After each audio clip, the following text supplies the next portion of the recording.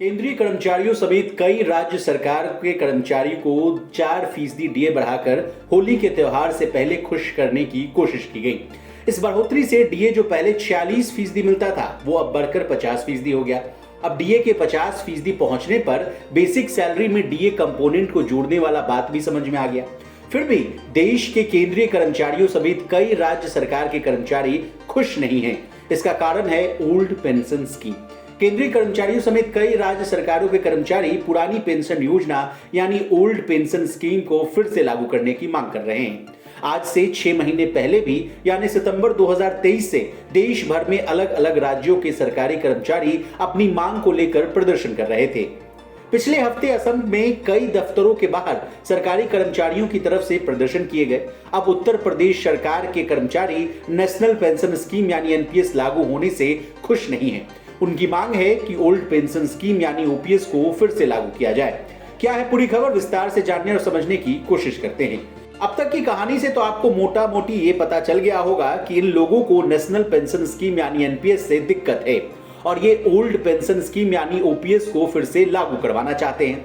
लेकिन बड़ा सवाल ये है कि ओल्ड पेंशन स्कीम यानी ओपीएस में ऐसी क्या खास बात है कि देश के हजारों लाखों सरकारी कर्मचारी इस स्कीम को लागू करवाने के लिए जी जान से लगे हुए हैं। तो चलिए पहले ओपीएस और एनपीएस के अंतर को समझते हैं, तब प्रॉब्लम अच्छे से समझ में आएगा। सबसे पहले जिस स्कीम को लागू करने पर जोर दिया जा रहा है उसको समझिए। पुरानी पेंशन स्कीम में रिटायरमेंट के समय कर्मचारी के वेतन की आधी राशि पेंशन के रूप में दी जाती है। पुरानी पेंशन स्कीम में पेंशन के लिए कर्मचारी के वेतन से कोई पैसा नहीं कटता है। पुरानी पेंशन स्कीम में भुगतान सरकार के राजकोष से होता है। इस स्कीम में 20 लाख रुपए तक ग्रेच्युटी की रकम मिलती है। रिटायर्ड कर्मचारी की मौत होने पर उसके परिजन को पेंशन की राशि मिलती है। पुरानी स्कीम में जनरल प्रोविडेंट फंड यानी जीपीएफ का प्रावधान है। इसमें 6 महीने बाद मिलने वाले महंगाई भत्ते यानी डीए का भी प्रावधान है। अब आइए एनपीएस यानी नई पेंशन स्कीम पर, जिसका जमकर विरोध हो रहा है। नई पेंशन स्कीम में कर्मचारी की बेसिक सैलरी प्लस डीए का 10% हिस्सा कटता है। एनपीएस शेयर बाजार पर आधारित होता है, इसलिए ये सुरक्षित नहीं माना जाता है। इसमें 6 महीने बाद मिलने वाले महंगाई भत्ते का प्रावधान भी नहीं है। यहाँ रिटायरमेंट के बाद निश्चित पेंशन की गारंटी नहीं होती है। एनपीएस शेयर बाजार पर आधारित है, इसलिए यहाँ टैक्स का भी प्रावधान है। इस स्कीम में रिटायरमेंट पर पेंशन पाने के लिए एनपीएस फंड का 40% निवेश करना होता है। इन बातों को सुनकर आपको खुद ही पता चल गया होगा कि क्यों देश के सरकारी कर्मचारी ओल्ड पेंशन स्कीम को लागू करवाने के पीछे लगे हुए हैं।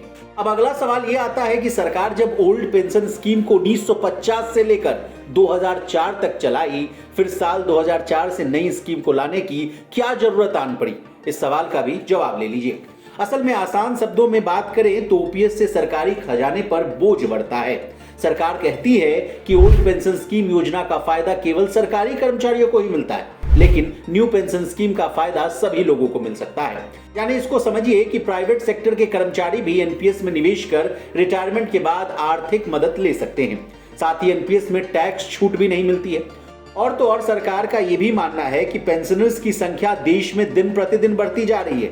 जैसे जैसे पेंशन का भुगतान बढ़ता है, राज्यों को अधिक फंड पेंशन के लिए देना पड़ता है, जिससे कैपिटल एक्सपेंडिचर बढ़ने लगता है और दूसरे डेवलपमेंटल कार्यों के लिए कम पैसा बचता है। इसलिए केंद्र सरकार ओल्ड पेंशन स्कीम को लागू करने के पक्ष में नहीं है। हालांकि इसका दूसरा पक्ष राजनीतिक भी है। वो क्या मामला है, विस्तार से समझिए। केंद्र सरकार ओल्ड पेंशन स्कीम पर पैसे का रोना रो रही है, वहीं देश के कुछ राज्य सरकारी कर्मचारियों को अपनी तरफ आकर्षित करने के लिए ओपीएस बहाल करना चाहते हैं, जिससे उनको राजनीतिक लाभ मिल सके। बता दें, देश में 5 राज्यों ने यानी राजस्थान, छत्तीसगढ़, झारखंड, पंजाब और हिमाचल प्रदेश ने पुरानी पेंशन योजना लागू कर दी है। वहीं पश्चिम बंगाल ने कभी भी नई पेंशन योजना स्कीम को लागू ही नहीं किया था। बता दें, देश में ओपीएस बहाली की मांग के लिए केंद्र और राज्यों के अनेक कर्मचारी संगठन लंबे समय से आंदोलन कर रहे हैं।